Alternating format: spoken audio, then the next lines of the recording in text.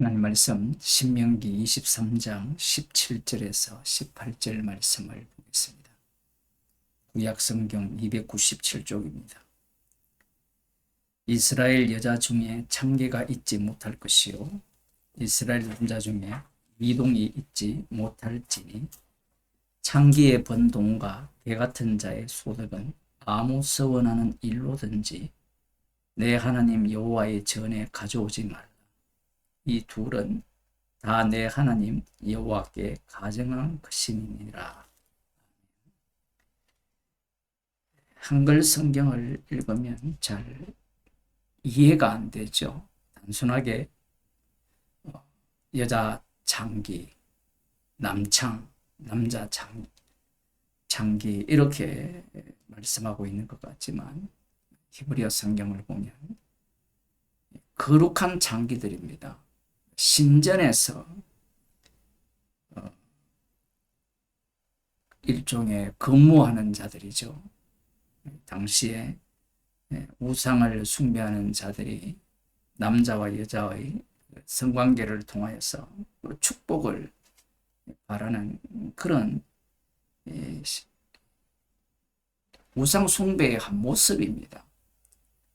민수기 25장에 나오죠. 발람의 꾀에 빠져서 우상 숭배한 그 모습과 같은 겁니다. 이스라엘 여자 중에 그러한 창기가 있지 못할 것이고 이스라엘 남자 중에 그러한 남창이 있지 못할 것이라 이렇게 율법으로 주셨습니다. 그런데 율법을 깊이 생각을 해보면 여호와께서 앞서서 나 외에 다른 신을 섬기지 말라 하셨거든. 이 약속의 땅에 있는 모든 산당들을 헐라고 하셨어요. 여호와의 다른 신을 섬기지 않고 모든 신전을 헐어버리면 이러한 여자 창기와 남창이 있을 자리가 없잖아요. 무슨 말이냐 하면 신전 자체가 없으면 이스라엘 중에 여창이나 남창이 있을 이유가 없다라는 겁니다. 그런데 율법에는 이스라엘 중에 여자 중에 창기가 있지 못할 것이고 이스라엘 남자 중에 창기가 있지 못한다라고 말씀을 하실 이유가 없잖아요. 지금 무슨 말인지 이해가 되시죠? 우상을 숭배하지 않으면 이런 내용의 이러한 내용들을 율법으로 말씀하실 이유가 없습니다.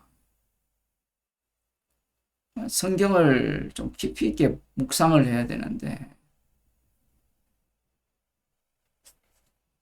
오늘날 신학자들이나 목사들이 이런 본문을 묵상하면서 기껏 이 주석이나 해석을 하는 걸 보면 이스라엘은 거룩한 백성이기 때문에 거룩을 유지해야 된다. 계속해서 그런 생각만 가져요. 왜 율법을 보면서 신명기를 보면서 선악과 구조로 보느냐라는 겁니다. 선악과 구조로 본 자들이 예수님을 살해했거든요. 신명기 28장, 29장, 30장 그 이후로 넘어가면 이스라엘 백성들이 율법에 순종하지 않아서 하나님께서 율법을 따라서 그들을 심판하신다라고 말씀을 하셨습니다. 그런데 예수님을 믿는다라고 하는 목사들이나 신학자들이나 교인들은 끝까지 무엇을 포기하지 않느냐 하면요. 자신이 할 수 있음을 포기하지 않아요. 지금 신명기 율법을 주시는 이스라엘 가운데는 성막이 있다는 것을 놓치면 안 됩니다.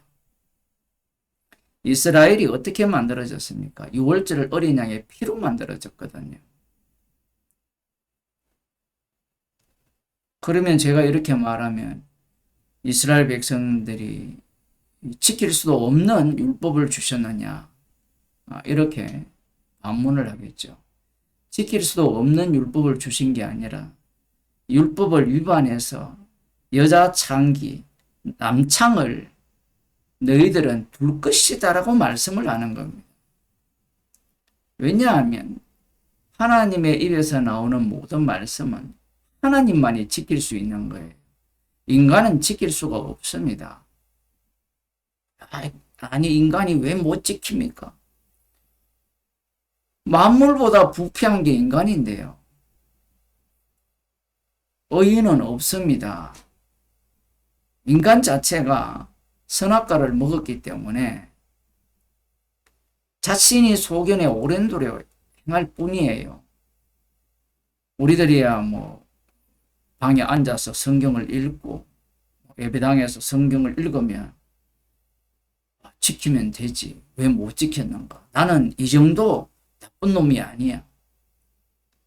이 정도 나쁜 놈이 아니야 라고 말할 수 없는 이유가 뭐냐면 우리가 모두가 다 첫째 아담 안에 있기 때문에 그래요. 로마서 5장에 나오는 그 아담이 범죄함으로 모든 사람이 범죄했다잖아요. 물론 신학에서는 원죄 운운하는데 원죄 자범죄를 말하는 것은요 악마적입니다. 원죄가 뭐예요? 하나님의 아들을 십자가에 못 박아 죽인 게 죄예요. 그러면 인간으로부터 나오는 모든 죄는 하나님의 아들을 십자가에 못 박아 죽이는 죄입니다.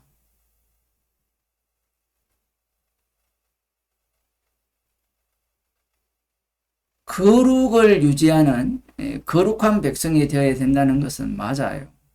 그러나 지금 하나님께서 이러한 율법을 말씀하신다는 것은 너희들은 우상 숭배를 할 것이고 신전을 지을 것이고 여기까지 전제를 깔고 하시는 말씀이에요. 18절을 보면요. 한 걸음 더 나갑니다. 창기에 번 돈과 개 같은 자의 소득은 아무 서원하는 일로든지 내 하나님 여호와의 전에 가져오지 말라. 전에 가져오지 말라는 것은 벌써 창기에 번 돈이 있다라는 거고 개 같은 자의 소득이 있다라는 거거든요. 17절 말씀에 하면 개 같은 자들은 남창을 두고 하는 겁니다. 율법을 그냥 읽게 되면 그냥 거룩하라고 하시는구나 이렇게 볼지 모르지만 이미 앞서서 나 외에 다른 신을 섬기지 말라고 하죠. 모든 산당들과 우상의 전을 파괴하라고 말씀하셨다면 이런 말씀 자체가 필요치가 않아요. 그런데 이런 말씀을 주셨다는 것은 너희들은 우상을 섬길 것이고 여자 중에 창기, 신전에 창기를 만들 것이고 그곳에는 남자의 이 남창도 있을 것이고 왜 그러하냐 하면요. 약속의 땅이라는 것이 우리들이 기대하는 바와 같이 깨끗한 곳이 아니에요. 적과 꿀이 흐르는 땅이라고 하니까 이야, 이스라엘 백성들이 들어가서 참 살기 좋은 땅이 아닐까 예상을 하지만 약속의 땅은요. 약속을 보여주는 땅이에요. 그 약속은 언약을 통해서 성취가 되거든요. 그래서 언약대로 작동되는 땅이 약속의 땅이에요. 내가 들어가서 살기 좋은 땅이 아니라는 거예요. 창기의 번동과 개 같은 자의 소득은 아무 서원하는 일로든지 내 하나님 여호와의 전에 가져오지 말라. 이 둘은 다 내 하나님 여호와께 가져간 것입니다. 말씀을 조금 깊이 있게 이렇게 묵상하는 자들은 눈치를 챌 겁니다. 이 나중에 뒤에 가면 너희들이 이 말씀에 불순종할 것이라고 모세가 먼저 얘기를 하거든요. 그래서 멸망당할 것까지도 말씀을 하셨습니다. 그러면 어떻게 하란 말입니까? 이렇게 살면 뭐 이렇게 살아야 된다는 말입니까? 말아야 된다는 말입니까? 이런 태도 자체도 보세요. 우리가 무엇을 선택할 능력이 있다 하면 그런 말을 해도 돼요. 이미 정령 죽으리라 사망이 왕노릇하는 몸이 뭘 선택을 해요? 어떤 선택을 하더라도 죽을 몸인데 어떤 행동을 하더라도 마귀의 짓 외에는 없습니다. 그래서 이스라엘은 여호와의 이름이 그들 가운데 거하시면서 제사장들이 상번제를 드리잖아요. 이 희생물로 이들이 약속의 땅에 들어가는 겁니다. 그러면 또 시비 걸 사람들이 있죠. 그럴 것 같으면 이 복잡한 율법을 왜 줍니까? 율법을 주셔야 죄가 드러나고, 죄가 드러나야 유월절 사건이 이스라엘 가운데 반복이 되는 겁니다. 상번제의 의미가 드러나고 속죄제의 의미가 드러나는 거예요. 인간들의 관심은 구원이잖아요. 구원을 위한 이스라엘은 없습니다. 여호와의 이름을 드러내기 위한 이스라엘이라는 거예요. 그런데 반전이 일어납니다. 모세가 멸망하고 돌아올 것이라고 예언을 하잖아요. 돌아왔는데 70일의 완성은 요원하죠.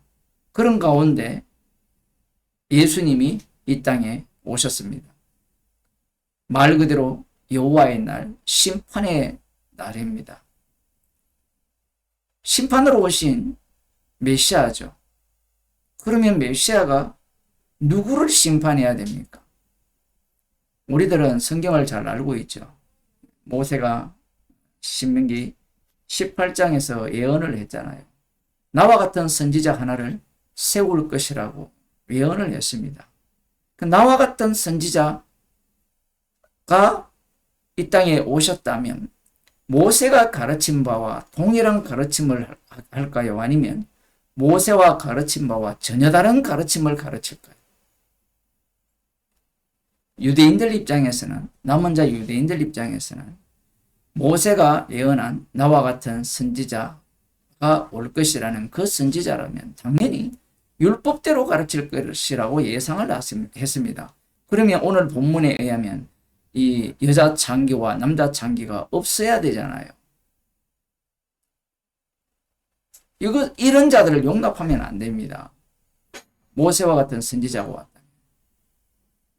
마가복음 2장 14절을 봅시다. 마가복음 2장 14절에 보기 전에 열왕기상 14장을 보면요. 솔로몬 왕 다음에 로밤 왕이 되는데 그가 놀랍게도 오늘 본문 말씀을 완벽하게 안 지킵니다. 그 이스라엘 여자 중에 장기를 두고 남창을 두는 거예요. 왜 그러냐 하면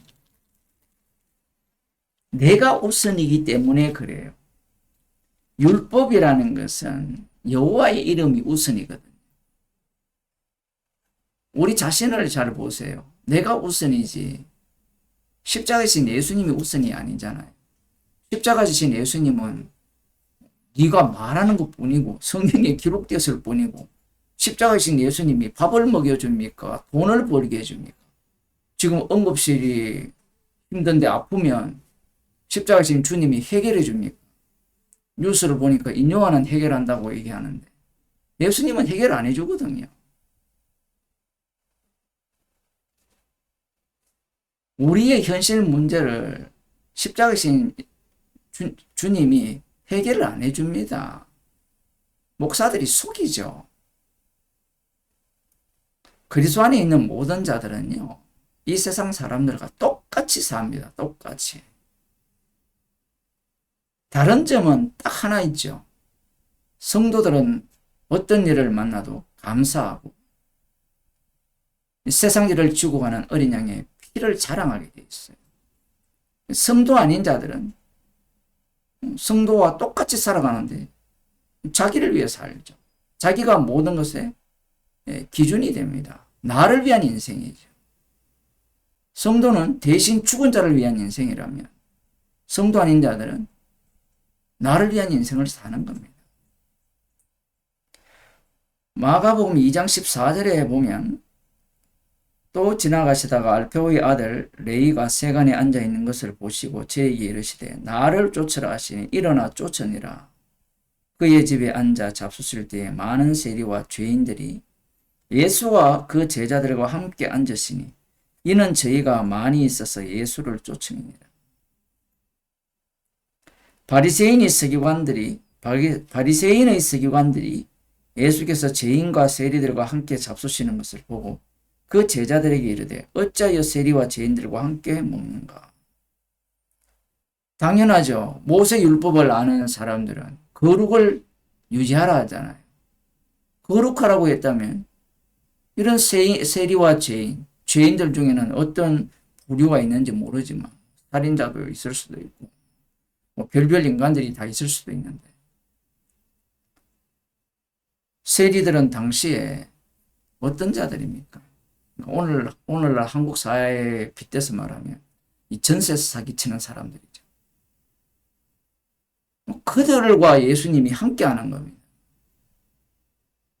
제가 너무 비유가 안 맞은 것 같죠. 이 세리들은 등쳐먹는 인간들이거든요. 저희 아버지가 일제시대 때 살았는데 얘기 들어보면 등쳐먹는 인간들이 한둘이가 아니잖아요. 누가 앞잡입니까? 한국 사람이 앞잡지. 그것은 시대가 변해도 마찬가지예요. 교민 사이에 교회를 가보면요. 사기치는 사람들이 한국 사람들이거든요. 1번 한국 사람, 2번 한국말 하는 사람, 3번은 이제 한국말 못하는 사람. 사람들은 착각을 하는 거죠. 이 지금 세리와 죄인들이 예수님과 함께 잡수시니까 율법을 아는 이 바리새인의 서기관들이 제자들에게 이렇게 말합니다. 어찌하여 세리와 죄인들과 함께 먹는가? 우리들도 아마 이 구약을 알고 있다면, 선지자들의 외침을 알고 있다면 이런 말을 해야 돼요. 그런데 오늘날 교인들이나 목사들은 워낙 믿음이 좋아가지고 바리새인의 서기관들처럼 얘기를 안 해요.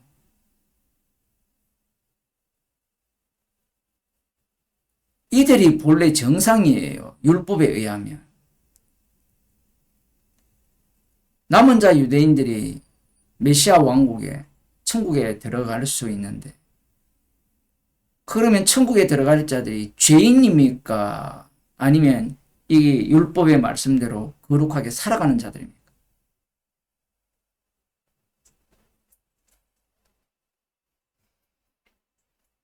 대답은 잘하죠. 예수님은 죄인을 부르러 왔으니까. 근데 죄인을 부르러 온 예수님 앞에 자신은 예수 믿는 의인이 되어버리죠. 그러한 사고방식을 누가 갖고 있는가 하면 이 바리새인의 서기관들이 갖고 있어요. 이들이 유월절 어린 양의 피를 모르는 게 아니에요. 유월절 어린 양의 피로 구원을 받았다는 것은 자기들의 죄가 용서되었다는 사실을 알고 있는 겁니다. 이 구조를 왜 갖고 있느냐라고 하면 성령 받지 못한 자들은 반드시 이 바리새인의 서기관들의 태도를 취하는 거예요. 예수님이 뭐라고 말씀하시는가 하면 건강한 자에게는 의인이 쓸데없고 병든 자에게라 쓸데있느니라. 얼마나 중요한 말입니까?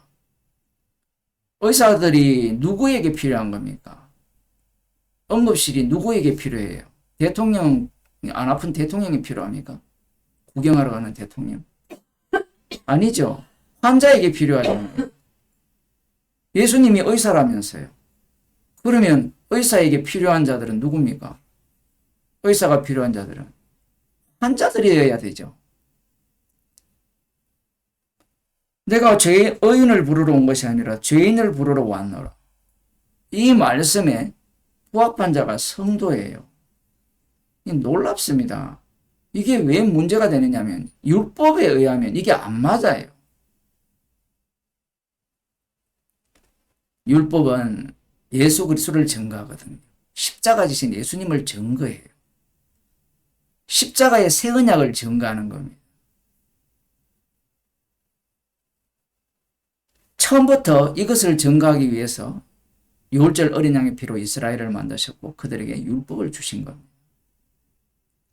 선악과를 먹은 자들은 죄인으로 심판주 되시는 주님께 나오는 게 아니라 율법을 근거로 하여서 율법대로 산 채로 의인으로 메시아를 기다리고 있었던 거예요. 성경을 읽어도 논리적으로 읽어도 맹인이기 때문에 마귀가 해석해주는 방식 외에는 나오지 않아요. 그러니 예수님의 말씀이 이들의 입장에서는 받아들일 수 없는 겁니다. 죄인을 부르러 왔다라는 거예요. 그러면 오늘날 교회가 앞서도 말씀드린 것 같이 죄인을 부르러 오신 예수님 앞에 나는 죄인입니다 라고 나와서 그 교인들이 어떻게 바뀌어버리는가 하면 나는 의인입니다 라고 해버려요. 앞선 비유가 얼마나 중요하면요. 의사에게는 병든 자에게라야 의사가 필요하다 했잖아요. 예수님이 세상 끝날까지 우리와 함께 하신다 했잖아요. 함께 동행한다면 우리는 병든 자가 되어야 돼요. 죄인이 되어야 되는 겁니다. 그러면 죄인은 아무나 될 수 있는가? 아닙니다. 그리스도의 영이 임한 사람만 죄인이 돼요. 사도 바울을 보시기 바랍니다. 주를 위해 모든 것을 잃어버린 자잖아요. 그런데 그가 하는 말이 죄인 중에 괴수라는 겁니다. 세상은 십자가 지신 예수 그리스도의 주되심을 위해 만들어졌어요. 그럼 십자가의 정인이라면 당연히 죄인으로 드러날 수밖에 없는 겁니다. 나는 죄인입니다 라고 해도 주님은 모른다고 해요. 그리스도의 영이 있는 사람은 항상 십자가의 피공로를 자랑하게 되죠. 하나님 아버지, 처음부터 십자가에 지신 주님을 전가하기 위한 말씀이었기에 이스라엘을 이러한 방식으로 다루심을 알려주심을 감사드립니다.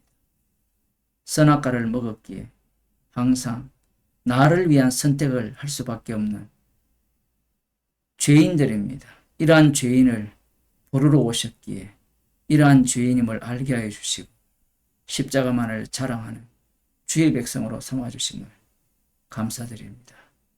우리의 인생이 십자가만을 자랑하는 주의 백성으로 살게 하여 주옵소서. 예수님 이름으로 기도드리옵나이다.